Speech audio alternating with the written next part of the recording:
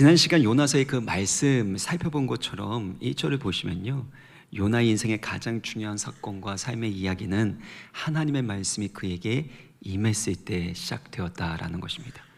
우리 인생 가운데도 가장 중요한 사건들, 가장 중요한 삶의 이야기는 하나님의 말씀이 임할 때, 하나님의 말씀이 들리기 시작할 때부터 시작된다라는 것입니다. 왜냐하면 하나님께서는 그의 말씀대로 우리 가운데 일하시고 또 그의 구원 계획을 그의 말씀대로 우리 가운데 행하시기 때문입니다. 그런데 아이러니하게도 우리가 하나님 말씀을 듣고 그분의 뜻을 알았음에도 불구하고 오히려 하나님으로부터 멀어지고 영적 침체를 경험하는 안타까운 일이 일어나기도 한다라는 것입니다. 요나서는 이것을 매우 분명하게 가르쳐 주는데요, 요나는 니느웨로 가서 하나님의 심판을 선포하라는 하나님의 말씀을 받았습니다. 그러나 3절을 보시면요, 여호와의 얼굴을 피하였다, 여호와의 얼굴을 피하였다 라는 표현이 두 번이나 반복되어 강조되고 있습니다. 니느웨가 있는 동쪽으로 육로를 따라 간 것이 아니라 정반대로 서쪽으로 다시스로 이 배를 타고 가는 것을 볼 수 있습니다.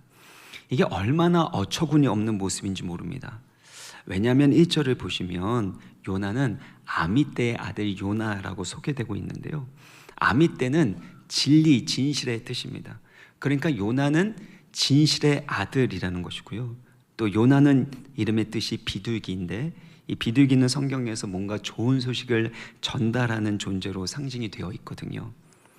그러니까 진리의 아들 비둘기 요나라고 소개한 것은 그가 하나님의 말씀을 기쁘게 전하게 되는 선지자의 모습을 보일 것을 기대하면서 묘사하고 있는 거 아닙니까? 그런데 그의 이름과는 정반대로 하나님의 부르심을 거부하고 하나님의 얼굴을 피해 도망가고 있다는 것입니다. 당시 요나는 하나님의 선지자로서 그 누구보다도 하나님을 잘 아는 사람 중에 한 사람이었을 것입니다. 요나서 4장 2절도 보면 주께서는 은혜로우시며 자비로우시며 노하기를 더디하시며 인애가 크시사 뜻을 돌이켜 재앙을 내리지 아니하시는 하나님이신 줄을 내가 알았음이니, 하나님이 은혜롭고 자비로운 성품을 가지고 계신다라는 것을 알고 있었는데 오히려 그 하나님의 성품에 대한 지식 때문에 하나님의 부르심을 거부하고 그 말씀을, 그 하나님의 얼굴을 피해서 최대한 멀리 도망가고 있다라는 것입니다. 왜 이런 일이 일어나게 됐는가, 왜 이런 일이 일어났는가 살펴보면 지난 시간에 말씀드린 대로 요나의 생각과 하나님의 생각이 달랐기 때문이죠. 요나의 뜻과 하나님의 뜻이 달랐기 때문이라는 것입니다. 많은 사람들이 내가 기적을 많이 경험하게 되면 믿음이 좋아질 거라고 그렇게 생각을 하는 것 같습니다. 제가 어느 성도님과 이 제자훈련을 할 때 이 복음서 말씀을 읽고 와가지고 그 성도님 그러시는 거예요. 예수님의 가르침을 직접 제가 듣고 예수님께서 행하셨던 그 기적들을 제가 경험했다면 제가 이렇게는 살지 않을 것 같습니다. 제 삶이 완전히 달라질 것 같아요. 이렇게 말씀을 하셨는데 여러분도 혹시 그런 생각을 가지고 계십니까? 근데 사실 그렇지 않습니다. 예수님 당시에 수많은 사람들이 예수님의 가르침에 감동했죠. 그 기적을 보면서 그분이 메시아인가 보다 라고 하면서 예수님을 따라갔습니다. 그러나 예수님이 십자가에 못 박혀 죽으실 때는 모두 다 예수님을 버리고 도망가는 것을 볼 수 있습니다. 심지어 가룟 유다는 예수님의 제자로 가르침을 받았음에도 불구하고 자기 뜻과 맞지 않는 예수님을 보게 되었을 때 은 30에 예수님을 팔아버린 거 아닙니까? 또한 예수님을 십자가에 못 박은 주동자들은 누굽니까? 당시 구약 성경을 가장 잘 알고 있었던 대제사장들, 서기관들, 바리새인들이 아닙니까? 그들이 생각한 메시아의 모습이 하나님의 아들 예수 그리스도의 모습 가운데서 나타나지 않았기 때문에 결국엔 자기의 뜻에 맞지 않아서, 자기의 생각에 맞지 않아서 하나님의 아들까지도 십자가에 못 박혀 죽게 하는, 그것이 바로 인간의 교만하고 어리석고 죄악된 모습이라는 것입니다. 그러니까 믿음이 좋다라는 것은 기적을 많이 체험했다, 성경 지식을 많이 갖고 있다라는 그 자체로 보장될 수 없는 것입니다. 얼마만큼 하나님의 생각과 하나님의 뜻에 나의 생각과 나의 뜻을 맞춰 나갈 수 있는가? 그것이 믿음이라는 것입니다. 그래서 성경을 많이 읽는 것이 너무나도 중요하고 그 성경을 사랑하는 것이 중요하지만 그 성경 말씀대로 순종하는, 지켜 행하는 것이 훨씬 더 중요하다는 것입니다. 지난 시간에 살펴본 것처럼 요나는 니느웨라는 죄악된 도시는 반드시 하나님의 무서운 심판을 받아 멸망해야 한다고 생각을 했습니다. 아수르는 이스라엘의 대적이었고 원수였기 때문에 그들이 혹시나 하나님의 용서와 구원을 받게 되면 이스라엘에게는 재앙이 될 것이다, 고통이 될 것이다 라는 편협한 생각, 인간 중심적인 생각을 했기 때문에 하나님의 이 말씀이 너무나도 불편한 것입니다. 불편할 뿐만 아니라 불쾌하기까지 했고, 다른 것은 몰라도 이거는 죽어도 하기 싫은 일이 된 거죠. 여러분 가운데도 죽어도 일은 하고 싶지 않다라는 생각이 드는 게 있지 않습니까? 내 뜻과 내가 원하는 것과 하나님의 뜻과 생각이 다를 때 이와 같이 우리의 마음 가운데 실망과 시험 든 일이 생기는 것입니다. 3절을 다시 한번 보시면요, 그래서 요나가 다시스로 도망가려고 욥바로 내려가게 되었는데 때마침 다시스로 가는 배를 만나게 된 것입니다. 어떻게 이렇게 절묘하게 타이밍이 맞을 수 있습니까? 너무 신기한 일이 일어나는 거예요. 여호와의 얼굴을, 임재를 피해서 도망가는 길인데 일이 술술 풀리고 마치 하나님의 인도와 축복 가운데 그 길을 걸어가는 것처럼 다시스로 가는 그 불순종의 길이 활짝 열리게 된 것입니다. 하나님이 말씀하시기는 니느웨로 가라고 말씀하셨지만 그래도 내 마음을 알아주시는구나. 그래서 피할 길을 주시나 보다. 그래, 옳다커니 이 배를 타자 하고 비싼 백삭스를 주고 다시스로 가는 배를 올라탄 것입니다. 때로는 우리가 하나님의 뜻을 거역하고 불순종의 길, 내가 원하는 욕심의 길을 걸어갈 때도 환경이 잘 맞아떨어지고 내가 하고 있는 일이 술술 잘 풀리는 것을 경험할 수 있는 것입니다. 환경적으로 잘 풀리고 또 결과가 좋다고 해서 그것이 하나님의 뜻입니까? 그렇지 않습니다. 오히려 사탄 마귀는 우리가 하나님의 뜻으로부터 멀어질 수 있도록 우리가 원하는 것을 줄 것입니다. 여러 가지 환경과 상황을 신속하게 움직여서 하나님의 말씀 따라가기보다는 내가 원하는 길을 가도록 유혹할 것입니다. 17세기 청교도 신학자였던 토마스 브룩스는 이런 말을 했습니다. 사탄은 미끼를 보여주지만 낚싯바늘은 숨긴다. 사탄은 가장 좋은 것을 약속하지만 가장 나쁜 것으로 대가를 치르게 한다. 존귀를 약속하면서 수치를 주고 즐거움을 약속하면서 고통을 주며 이익을 약속하면서 상실을 안겨준다. 이게 사탄이 하는 일 아닙니까? 결국엔 우리의 정욕대로 우리의 욕심대로 살아갈 수 있도록 좋은 것을 약속하지만 결국엔 가장 나쁜 것으로 대가를 치르게 만드는 것이죠. 그래서 예수님께서도 마태복음 7장 13절에서 좁은 문으로 들어가라 라고 말씀하십니다. 왜냐하면 멸망으로 인도하는 문은 크고 그 길이 넓어 그리로 들어가는 자가 많다는 것입니다. 왜 넓은 길로 넓은 문으로 가게 될까요? 왜냐하면 그것이 좋아 보이기 때문인 겁니다. 많은 사람들이 좋아 보이니까 그 멸망의 길로 들어서게 되는 거 아닙니까? 요나는 다시스로 가는 길이 평탄하고 형통한 길이라고 생각을 했지만 사실은 그 반대라는 것을 깨닫게 되고 경험하게 됩니다. 우리 4절의 말씀을 같이 읽겠습니다. 시작. 여호와께서 큰 바람을 바다 위에 내리심에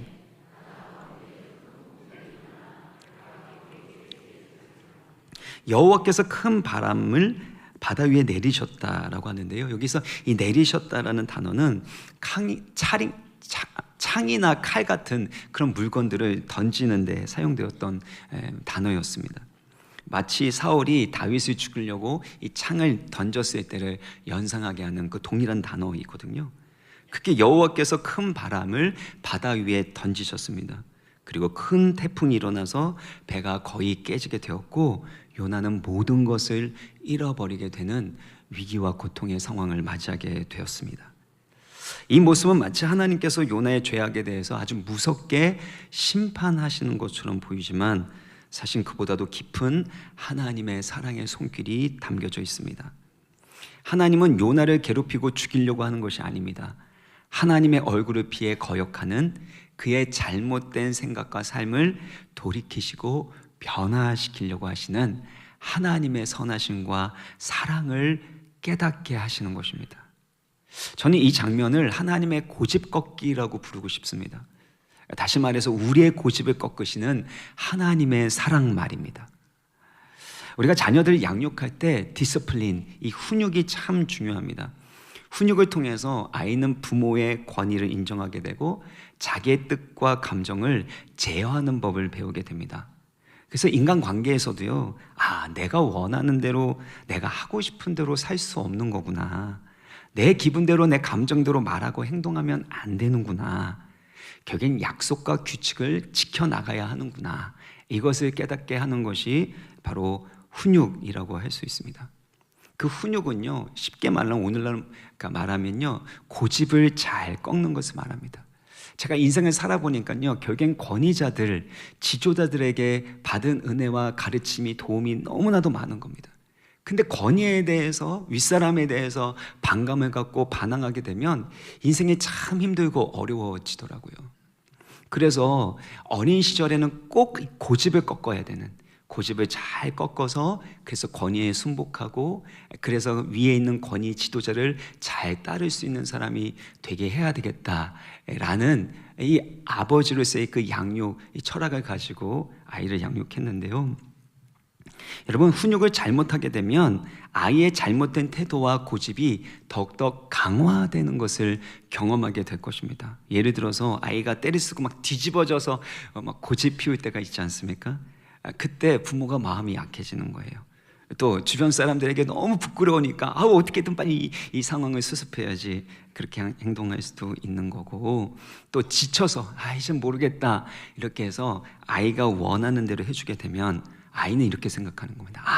엄마가 이게 약점이구나, 아빠가 이게 약점이구나, 이때는 이렇게 버티면 되는구나, 고집을 피우면 결국엔 내가 원하는 것을 얻을 수 있겠구나 라고 하면서 고집 부리는 것이 더 강화되는 것을 보게 될 것입니다. 그렇다고 해서 반대로 강압적으로 아이를 훈육하거나 강압적으로 고집을 꺾으려고 하면 아이는 권위에 대한 두려움을 갖게 될 것입니다. 반대로 권위에 대한 거부감이나 반발심이 생겨서 어떤 선생님을 만나거나 아니면 어떤 권위자들, 지도자를 만나도 늘 그 권위에 대해서 의심하고 그들을 통해서 배우려고 하기보다는 오히려 그것을 대항하는 모습을 보임으로 인해서 여러 가지 삶의 문제와 어려움을 겪게 될 것입니다. 그래서 고집을 지혜롭게 잘 꺾는, 스스로 꺾고 제어할 수 있는 훈육이 중요한데요. 여러분, 훈육의 핵심은 무엇입니까? 훈육의 핵심은 얼굴을 보고 눈을 보고 소통하는 데 있다는 것입니다. 여러분, 아이들을 훈육하거나 이럴 때요, 자기 마음에 들지 않으면 어떨까요? 엄마가 막 소리 지르고 막 그렇게 얘기를 해도 어떻게 듣는 만중 딴 데 봅니다. 이렇게. 그리고 좀 쳐다봐 그러면 이렇게 쳐다봅니다. 그렇죠? 여러분, 기분이 상하고 내 가운데 고집이 있으면은요, 결국에는 내가 하고 싶은 대로 하겠다라는 마음이 들면 얼굴을 쳐다보지 못합니다. 쳐다보더라도 소통하지 못한다는 것입니다. 훈육이 되었다는 건 뭐냐면요, 결국에는 어떤 행동을 안 하는 데 있지 않습니다. 아이들은 똑같은 행동을 반복할 수 있습니다.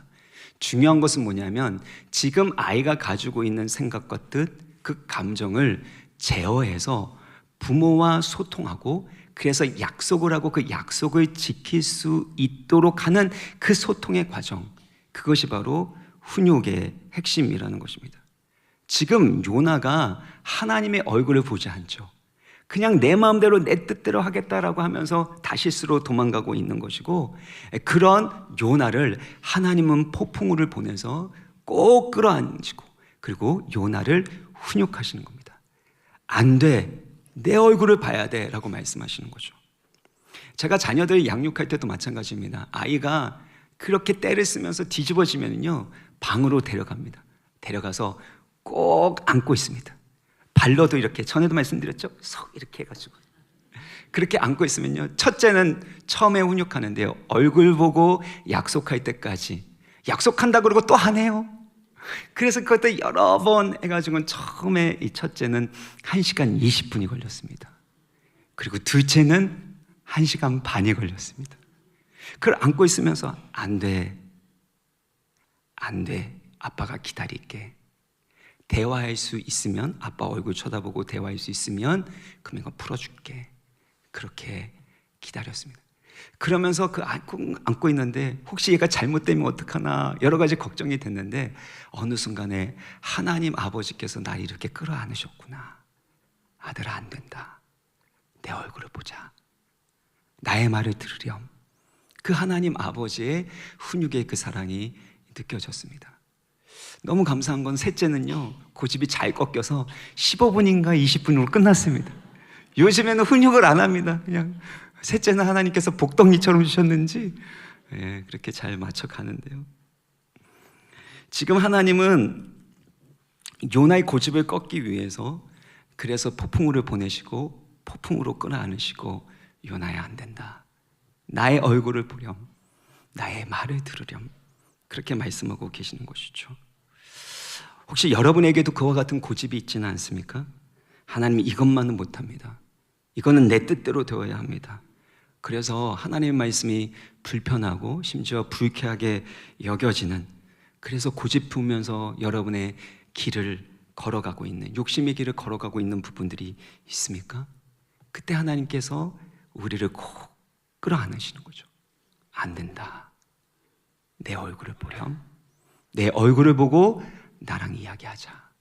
그렇게 말씀하신다라는 것입니다.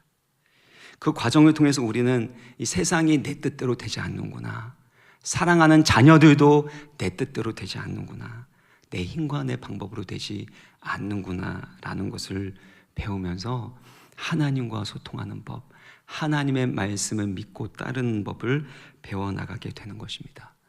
혹시 여러분 가운데 여러분의 뜻대로 되지 않은 것으로 인한 마음의 실망이 있습니까? 아니면 하나님 앞에서 어린아이처럼 고집 피우는, 고집 부리는 부분이 있습니까? 하나님의 사랑의 손길 가운데 다시금 그 모든 고집을 내려놓고 주님의 얼굴 바라보고 주님과 소통할 수 있는, 주님과의 친밀한 대화가 회복될 수 있는 은혜를 주시기를 주님의 이름으로 축원합니다. 자, 5절의 말씀을 우리 같이 읽겠습니다. 5절 시작. 사공들이 두려워하여 각각 자기 신을 부르고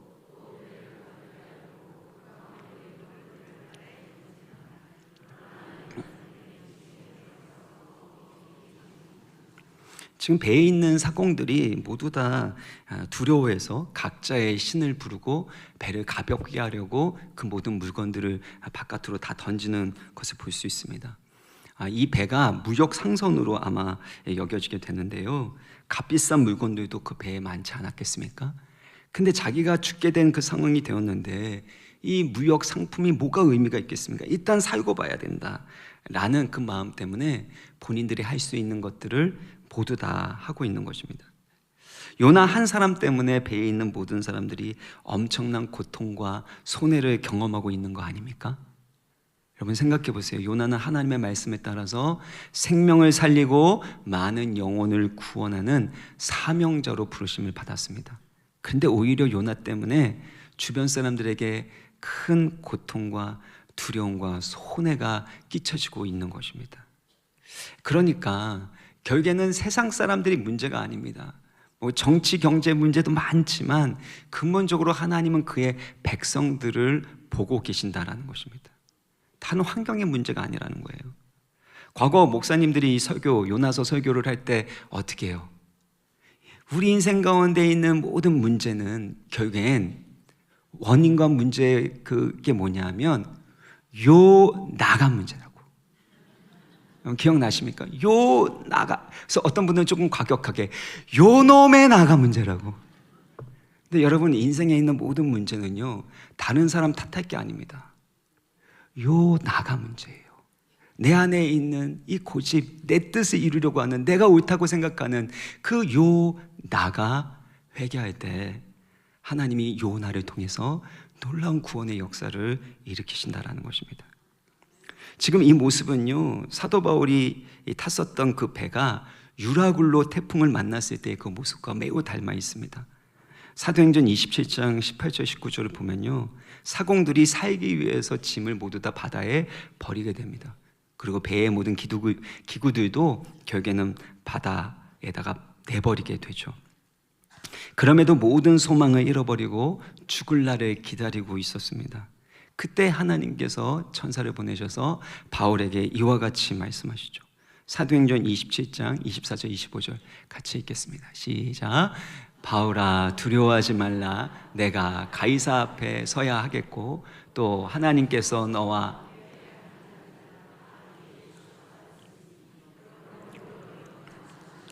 나는 내게 말씀하신 그대로 되리라고 하나님을 믿노라. 아멘. 예.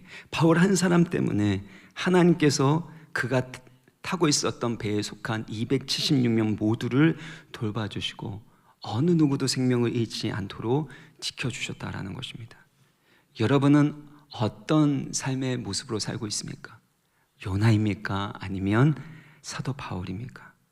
여러분 때문에 주변 사람들이 살아나고 있고 여러분 때문에 주변에 불안하고 힘들었던 사람들이 위안과 위로와 소망을 얻고 있습니까?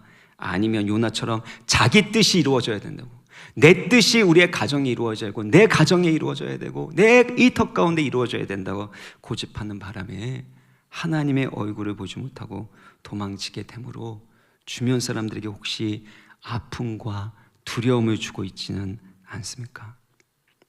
그러므로 하나님의 부르심 가운데 거하는 것이 중요합니다.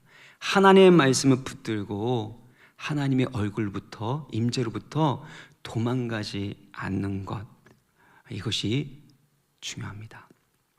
강해 설교자로 유명한 존 메가더 목사님이 목회한 지 한 8년째 되는 그때에 자신이 사랑으로 양육했었던 5명의 제자들이 교회 중직자들과 함께 찾아와서 이 목사님에게 사임을 요구했다라고 합니다. 그들의 시도는 실패를 했지만 이 존 메가더 목사님은 너무나도 상처를 받은 거예요. 다른 사람도 아닌 내가 그토록 사랑해서 그렇게 양육했었던 제자들이 나를 배신하다니. 그래서 더 이상 목회할 힘도 없었고 더 이상 이 교회에서 사역할 마음도 없었다라는 것입니다. 그래서 다 모든 것을 집어치우고 떠나려고 했는데 문제가 뭐냐면 딱히 갈 곳이 없었다고 합니다. 딱히 갈 곳이 없으니까 그 과정에서 성도들이 많이 교회를 떠나기도 하고 또 목사님의 설교가 길고 지루해서 너무너무 싫다고 이렇게 온갖 비난과 공격을 했다라는 것입니다. 그럼에도 불구하고 이 목사님은 갈 곳이 없어서 떠나지 못했다라는 거죠. 그런 과정을 겪은 이후에 이 교회 가운데 놀라운 부흥이 일어난 것입니다. 그리고 지금도 존 메가더 목사님은 이제 얼마 전에 수천하셨는데 세계적인 강해 설교자로 알려져 있는 분이거든요. 그렇게 영향력 있게 귀하게 쓰임받게 되었는데 누군가가 그 목사님에게 이렇게 하나님 앞에 귀하게 쓰임받을 수 있는 이유가 무엇입니까? 라고 질문을 했을 때 이렇게 대답했다고 합니다. 갈 곳 없는 은혜가 저를 붙들었습니다. 갈 곳 없는 은혜가 저를 붙들었습니다. 신앙이라는 것은 하나님의 부르심에 따라 하나님이 말씀하신 그곳에 있는 것입니다. 내 뜻대로 되지 않는다고, 내가 자존심 상하고 내가 힘들다고 그 자리를 떠나가는 것, 그건 결단코 신앙이라고 말할 수 없는 것이죠. 많은 분들이 이런 생각과 말을 하지 않습니까? 내가 갈 곳이 없어서 여기 있는 줄 알아? 사실 저도 젊은 시절에 20대에 그런 생각 참 많이 했습니다. 불러주는 곳은 없어도 내가 갈 곳은 많다. 여러분 해봤죠? 그런 말씀. 불러주는 건 없어도 내가 갈 곳이 얼마나 많은데, 그리고 구차하게 내가 이런 대접을 받으면서까지 이곳에 있어야 되는가? 나는 여기 있을 사람이 아니라는 거죠. 나는 여기 있을 사람이 아니에요. 내가 떠나면 반드시 알게 될 거야. 내가 얼마나 소중한 사람이었는지를. 이러면서 철없이 당차게 하나님 뜻보다 앞서 나간 적들이 있었습니다. 그때 진짜 큰 교훈을 배웠는데요. 하나님의 부르심을 떠나고 하나님의 말씀이 보다 앞서게 되면 그러면 얼마나 고생하는지, 얼마나 힘들고 어려운 일들이 일어나게 되는지를 진짜 뼈저리게 배웠습니다. 그래서 제가 그 이후에요, 목사가 된 이후부터는요 절대 떠나지 않습니다. 제 이력을 보시면 경력을 보시면 알겠지만요, 저는 어딘가를 떠나질 않습니다. 제가 그걸 통해서 배운 게 뭐냐면 하나님의 부르심이 있는 때에는 쫓겨날 때까지 있는다. 예, 쫓겨날 때, 아니면 하나님 쫓겨나기 전에 부르심을 입어서 가게 하여 주옵소서. 그렇게 간절하게 기도했고 지금까지 한 번도 나가라고 한 적이 없습니다. 예. 저도 갈 곳 없는 그 은혜 가운데 살아갔던 것 같습니다. 내가 여기 아니면 갈 곳이 없는 줄 알아? 그렇게 생각하지 않습니다. 여기 아니면 갈 곳이 없습니다. 왜요? 인간적으로가 아니라 하나님의 부르심이 여기 있기 때문에, 그리고 주님이 말씀하시면 언제든지 떠날 채비가 되어 있습니다. 이것이 바로 신앙인의 삶의 모습 아닙니까? 그러면 여러분, 하나님의 부르심과 말씀 가운데 언제나 붙들려 있는 믿음의 사람 되시길 주의 이름으로 축원합니다. 그런가 하면 앞서 살펴본 대로 배에 탄 사공들이 살기 위해서 몸부림치고 있는데요, 요나는 지금 무엇을 하고 있는가 하면 5절을 다시 한번 보시면요, 그러나 요나는 배 밑층에 내려가 누워서 깊이 잠들었다라고 말합니다. 여기에서 이 내려갔다라는 표현은 요나의 영적 상태를 잘 보여주는데요, 3절도 보면 요나가 욥바로 내려갔다라고 표현하고 있고요, 배에 올랐더라는 것이 원래 히브리어 직역을 하게 하면 똑같은 단어입니다. 내려갔다라는 단어입니다. 그러니까 요나가 점점 영적으로 추락하고 영적으로 침체하고 있음을 상징적으로 보여주고 있는 표현들입니다. 그리고 다음 주일에 살펴보겠지만 이제 요나가 바다에 던져져서 바다 밑으로 내려가게 될 것입니다. 이처럼 하나님의 임재와 말씀에 피해서 도망가게 될 때 영적으로 더욱 침체되어 가고 깊은 잠에 빠져들어갈 수밖에 없는 것이 우리의 삶의 모습이라는 거죠. 여러분 생각해 보세요. 큰 폭풍으로 인해서 모두 죽음의 공포 가운데 휩싸여 있는데 어떻게 요나가 깊이 잠들 수 있었겠습니까? 이것은 현실 상황을 회피하려는 태도였고, 죄책감과 영적 무기력함으로 인해서 깊이 잠들어 있음을 봅니다. 영적으로 잠들게 되면은요, 기도가 나오지 않습니다. 깨어 기도해야 될 때 기도하지 못합니다. 예수님께서도 감람산에서 기도하실 때 그의 제자들이 깨어있지 못하고 잠들어 있는 것을 보셨습니다. 누가복음 22장 45절을 보면요, 기도 후에 일어나 제자들에게 가서 무엇을 인하여 잠들었다고요? 슬픔으로 인하여 잠들었다는 겁니다. 슬픔과 우울함에 지쳐 잠들었습니다. 예수님께서 십자가에 달려 죽으신다라는 이해할 수 없는 말씀을 하고 뭔가 불안하고 고통스러운 이들이 일어날 것 같아. 그래서 슬퍼하고 우울한 가운데 결국에는 영적으로 잠들어 버린 것이죠. 여러분, 우리가 하나님의 임재로부터 멀어지게 될 때 이와 같이 영적인 침체와 우울감을 경험하게 되는 것입니다. 저도 돌아보면요, 참 부끄러운 이야기인데, 제가 군대 때에 하나님을 믿는다고 하지만 하나님을 거부하고 멀리 했었던 때가 있습니다. 그때 하나님과의 관계가 깨지고 하나님을 멀리하게 되니까 좋았었던 그 모든 관계가 다 깨어지는 것들을 경험했습니다. 좋았던 관계들 가운데서 왜 이렇게 꼬이고 오해가 되는 이들이 일어나게 되는가? 또 저의 연약함과 그 잘못들이 드러나게 되고, 그러다 보니까 이렇게 밑바닥까지 떨어질 수 있는가라는 것들을 제가 군대에서 경험하게 됐어요. 그래서 하나님의 임재와 은혜가 없으면 인생이 이렇게 꼬이는구나, 이렇게 밑바닥으로 내려갈 수 있는 거구나, 이것을 제가 처절하게 배우게 된 것입니다. 그래서 이제는요, 어떤 힘들고 어려운 일이 있다 할지라도 하나님의 얼굴을 피하지 않습니다. 하나님의 말씀을 거부하지 않습니다. 왜냐하면 이미 알고 있거든요. 하나님이 어떤 상황 가운데에도, 힘들고 어려운 그 상황 가운데서도 그에게 나를 도우셔서 모든 것이 합력하여 선을 이루게 하여 주실 것을 알고 있고, 만약에 주님으로부터 멀어지게 되면 저의 연약함과 부족함이 얼마든지 남아서 그 좋았던 관계들도 다 깨져버릴 수 있고 밑바닥으로 내려갈 수 있는 것을 뼛속 깊이 깨닫기 때문입니다.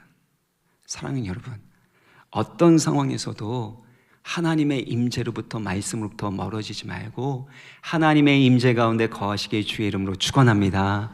하나님이 반드시 선하신 손길로 도와주십니다.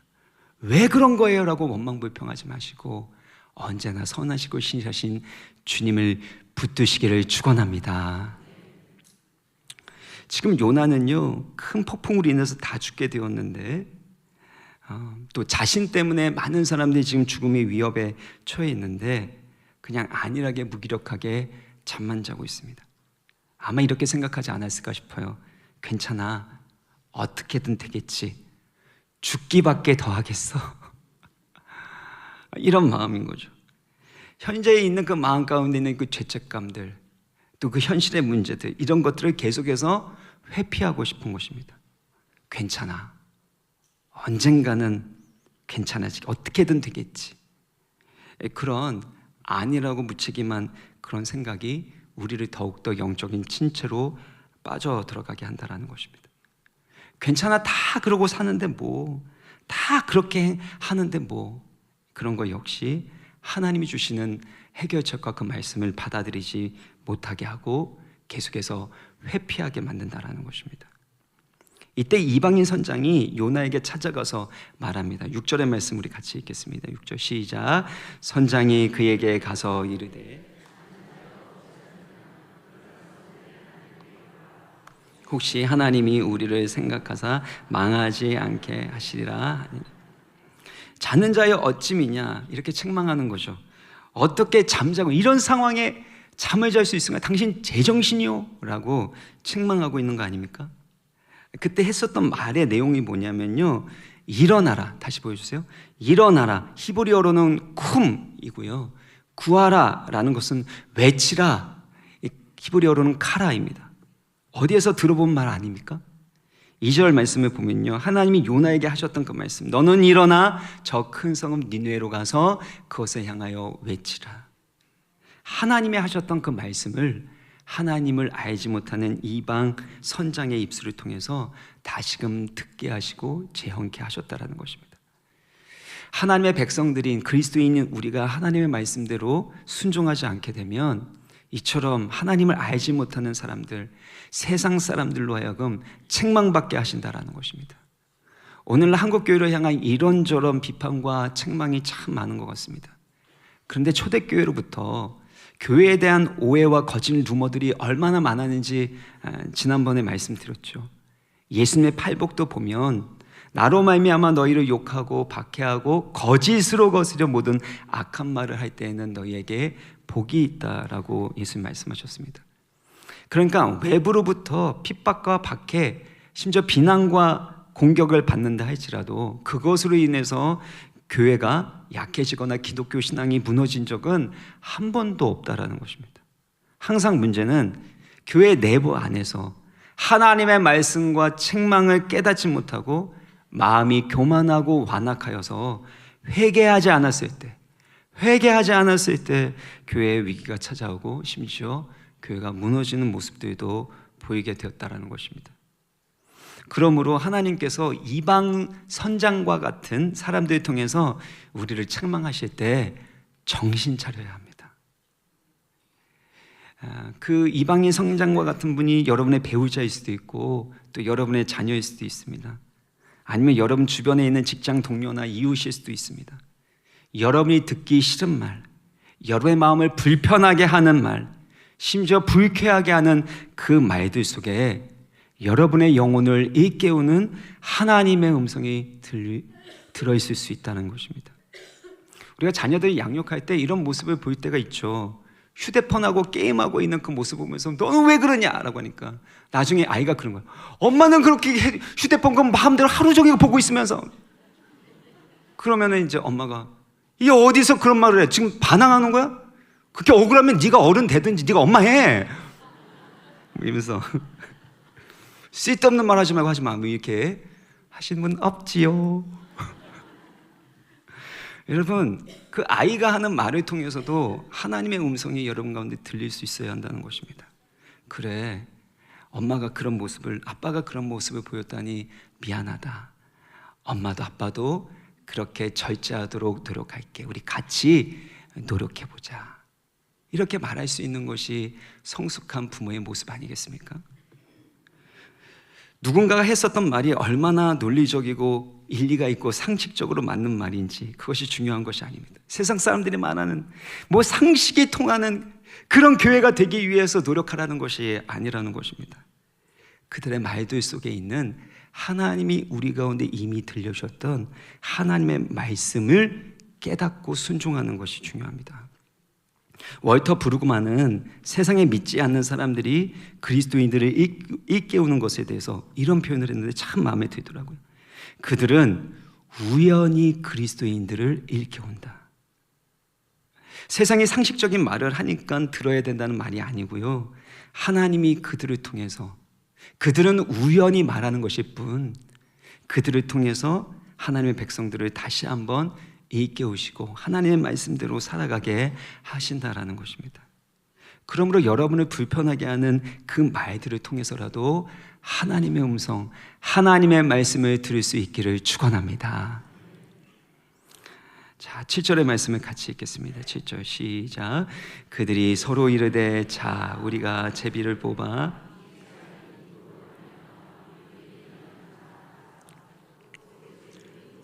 제비가 요나에게 뽑힌지라. 배에 탄 이방인들은 하나같이 모여서 이 재앙이 누구로부터 말미암아 임했는지를 알아보자라고 합니다. 그리고 누가 뽑혔어요? 요나가 뽑히게 되었습니다.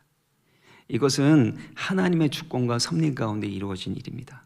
잠언서 16장 33절에도 보면 제비는 사람이 뽑으나 모든 일을 작정하기는 여호와께 있느니라. 모든 일에 작정하기는 여호와께 있다라는 것입니다. 하나님께서는 요나를 사랑하셨습니다. 그래서 어떻게 보면 요나 말고 다른 선지자 있잖아요. 버리면 돼요. 다른 사람 없어. 이렇게 귀찮게 힘들게 다른 사람에게 피해를 끼치면서까지 하는 요나 못하러 설득합니까? 그냥 버리면 되잖아요. 근데 하나님 버릴 수 없습니다. 요나를 사랑하기 때문에 큰 폭풍을 내리셨고 이방인 선장을 통해 하나님의 말씀과 책망을 다시금 듣게 하셨습니다. 이제는 제비뽑기를 통해서 요나를 다시금 찾아내시는데 마치 핀셋으로 요나를 집어 올리는 것처럼 요나를 콕 집어서 올리시고 그를 회개의 길로, 회복의 길로 인도하신다라는 것입니다. 이처럼 요나서는 요나를 포기하지 않는 하나님의 끈질긴 사랑, 완전하신 그 사랑을 너무나도 잘 보여줍니다. 이것에 대해서 프랜시스 톰슨은요, 천국의 사냥개, 천국의 사냥개라는 시적인 표현을 만들었는데요, 하나님께서 결코 포기하지 않고 끝까지 추적하여서 그 영혼을 찾아내시는 놀라운 그 사랑을 천국의 사냥개로 비유적으로 표현하고 있는 것입니다. 그리고 그 구절의 근거가 되는 성경 말씀이 시편 23편 6절입니다. 내 평생의 선하심과 인자하심이 반드시 나를 따르리니, 이 따르다라는 것이 히브리어로는 라다프인데요, 뒤쫓다, 추격하다, 추적하다라는 뜻을 가지고 있습니다. 다윗은 나의 평생의 하나님의 선하심과 인자하심이 나를 뒤쫓고 추격하고 추적하여 끝까지 나를 찾아내고 붙들어 주실 것입니다. 그래서 내가 여호와의 집에 영원히 거하는 것입니다. 고백하는 것이죠. 존 스토트 목사님은 나는 왜 그리스도인이 되었는가라는 책에서 이렇게 고백합니다.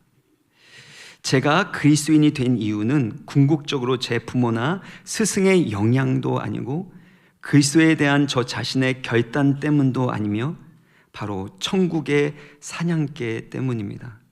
즉 내가 원하는 길로 가고자 도망할 때조차도 끈질기게 저를 쫓아오신 그리스도 때문인 것입니다.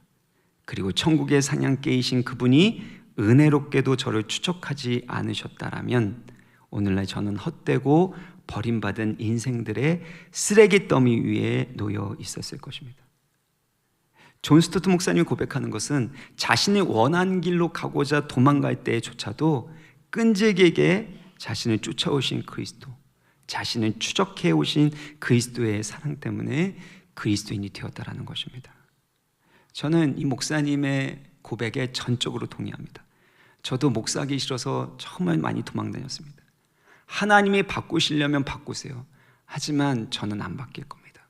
그러면서 제가 하고 싶은 대로 도망다녔었던 그런 삶을 살았는데 그렇게 하나님의 사랑을 거부했었던 저를 포기하지 아니하시고 끝까지 추적하시고 찾아내 주시고 만나 주시고 복음의 진리와 그 사랑을 깨닫게 하셔서 이와 같이 저를 변화시켜 주신 것입니다. 제가 예수님 만나고 나서 참 많이 불렀던 찬양이 이건데요, 주의 사랑을, 주의 선하심을. 조용하게 반주 깔아주시면 좋을 것 같습니다. 아니, 반주만 깔아주세요. 제가 가사 읽어볼게요. 주의 사랑을, 주의 선하심을, 주의 은혜를 생각해보라. 하늘보다 더 높으신 아버지의 사랑 크고 놀랍네. 이 후렴 부분이 저희 마음에 늘 남는데요, 나 길을 잃고 헤맬 때 그 사랑 날 찾아내셨네. 내 영혼의 모든 소원 만족시킨 하나님. 때로는 우리가 하나님의 그 사랑을 거부할 수 있습니다. 내 뜻대로 되지 않아서, 내가 원하는 대로 되지 않아서 하나님께 실망할 수 있고 하나님으로부터 멀어질 수 있습니다. 그러나 하나님은 결단코 여러분을 포기하지 않습니다. 끝까지 뒤쫓아가시고 끝까지 추적하시고 추격하셔서 여러분을 찾아내시고 만나주실 것입니다.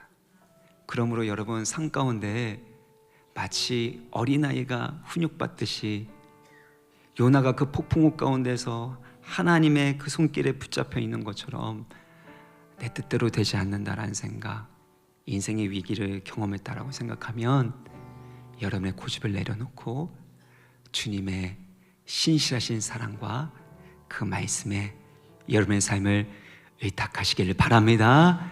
반드시 하나님이 놀라운 구원의 역사를 여러분의 삶 가운데 행하실 것입니다. 이 믿음 가지고 우리 같이 주의 사랑을, 주의 선하심을 찬양하도록 하겠습니다.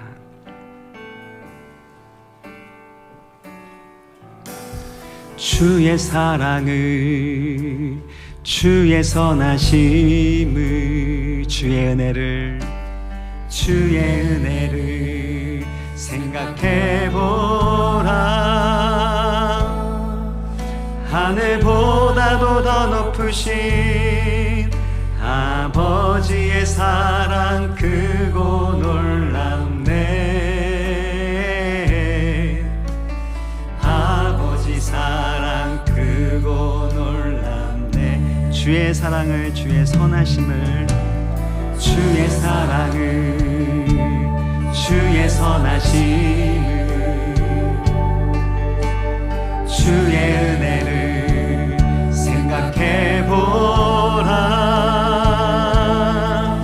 하늘보다도 더 높으신 아버지의 사랑 크고 놀랍네. 아버지 사랑 크고 놀랍네. 내 어찌 그 사랑 잊으리. 내 어찌 주의 긍휼 잊으리. 내 영혼의 모든 소원 만족시킨 하나님. 나 길을 잃고 헤맬 때 그 사랑 날 찾아내셨네. 내 영혼의 모든 소원 만족시킨 하나. 나 길을 잃고 헤맬 때, 나 길을 잃고 헤맬 때 그 사랑 날 찾아내셨네.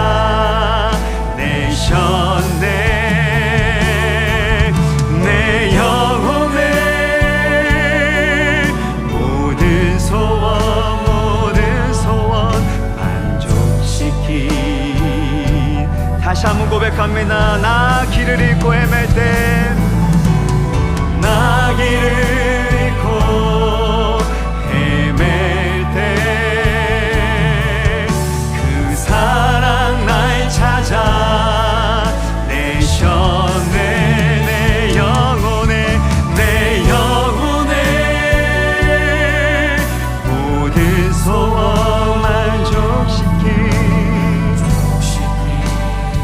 같이 믿음으로 결단함으로 일어나서 찬양하겠습니다. 주의 사랑을, 주의 사랑을, 주의 선하심을,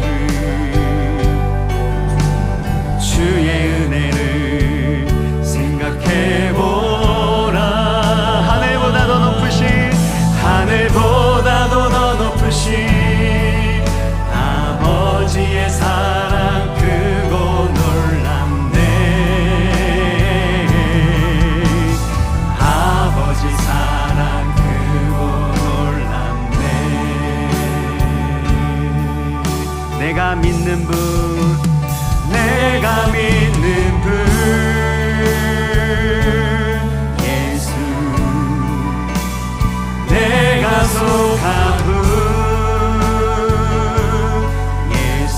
삶의 이유 되시네, 삶의 이유 되시네, 내 노래 되시네. 내가 믿는 분, 내가 믿는 분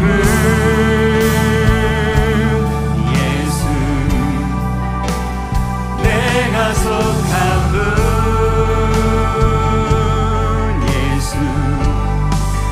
삶의 이유 되시네, 내 노래. 우리 두 손 들고 찬양합니다. 내가 믿는 분, 내가 믿는 분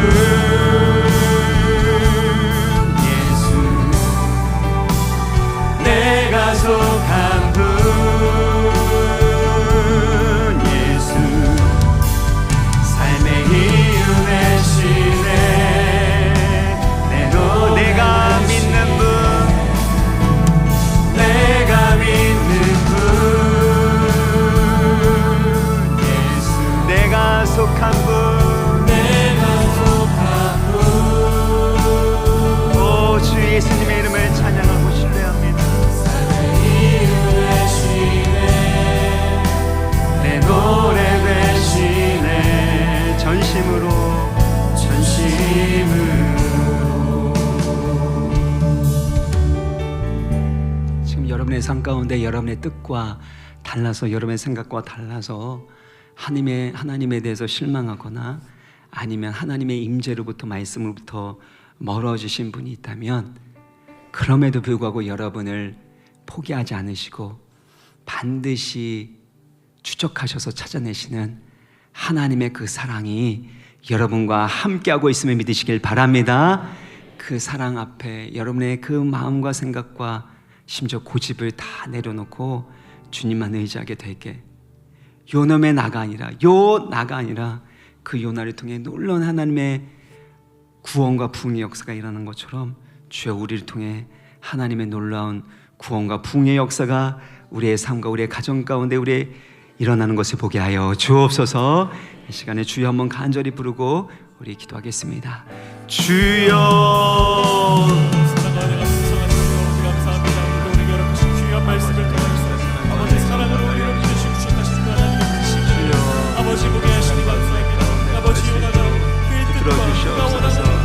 하나님의 부르심으로부터 떠나지 않게 하여 주옵소서. 아버지 하나님, 갈 곳 없는 은혜와 같이 하나님의 그 부르심과 그 말씀 가운데, 그 임재 가운데 날마다 거하는 삶을 살아가게 하여 주옵소서. 하나님의 사랑하는 걸 수 있는 우리의 삶이 되게 하여 주시옵소서. 아버지, 우리가 언제나 어디서나 주님의 사랑을 들고 의지하며 나아가겠소. 주님께서 나를 이끄시고 결국 나를 통해 일하여 주신 그 은혜가 있음을 기억하게 하시고, 결국 내가 아버지 돌이켜 아버지 정말 그 땅을 향해 나아가 아버지 주님의 말씀을 선포하였던 것처럼 우리 중에 그런 구원의 역사가 아버지 우리를 위해 역사가 있게 하여 주시옵소서. 하나님의 주권과 그 계획하시고 아버지 사람이 그 길을 결정할지라도 하나님께서 도와주시고 우리를 하시는 은혜가 있음을 기억하며 하나님의 사랑을 결단코 포기하지 않으시고 우리를 우리를 부주신 하나님 기억하며 살아갈 수 있는 우리 모든 삶이 될 수 있도록 주께서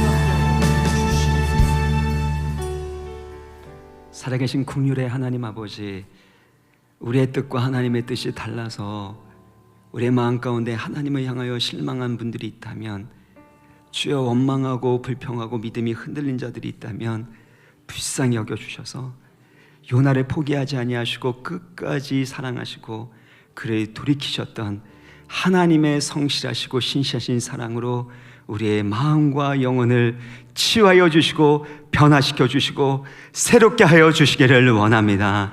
주님, 우리 가운데 있는 고집들을 다 내려놓게 하여 주시고 하나님의 임재로부터 멀어지는 사람 아무도 없게 하여 주옵시고 정말 주님의 그 선하신 그 사랑 가운데 거하게 하여 주셔서 나의 뜻을 내려놓게 하여 주시고 더 이상 고집 부리지 않게 하여 주시고 하나님 기뻐하신 뜻대로 순종할 수 있는 모든 성도님들의 삶 되게 하여 주옵소서. 특별히 갈 곳 없는 은혜와 같이 정말 하나님의 부르심에 따라 하나님의 말씀 따라 순종하는 믿음의 여정 되게 하여 주옵소서. 그래서 우리의 삶과 가정 가운데 놀라운 회복의 역사가 일어나게 하시고 아름다운 의와 생명의 열매가 맺혀지는 것을 보도록 은혜 위에 은혜를 더하시고 성령과 말씀으로 역사하여 주시옵소서. 주님 주신 은혜 감사함으로 올려드리는 11조를 비롯한 각양 예물을 기쁘게 받아주시고 이 물질이 사용되는 것마다 하나님의 변함없는 완전하신 그 사랑으로 충만케 하여 주시고 놀라운 회개와 회복의 역사 또한 일어나게 하여 주옵소서. 환우들을 치유하여 주시고 놀라운 생명의 능력으로 일어나게 하여 주시고 정말 하나님의 영광과 나라를 위하여 귀하게 쓰임받는 그러한 영혼들과 가정 또한 될 수 있도록 주님께서 놀라운 치유의 역사로 치유하여 주시고 회복시켜 주시옵소서. 경제적인 문제, 관계적인 문제 모든 부분도 주님 앞에 의탁하오니 주님이 받아주시고 역사하여 주실 줄 믿사오며 예수 그리스도의 이름으로 기도합나이다. 아멘.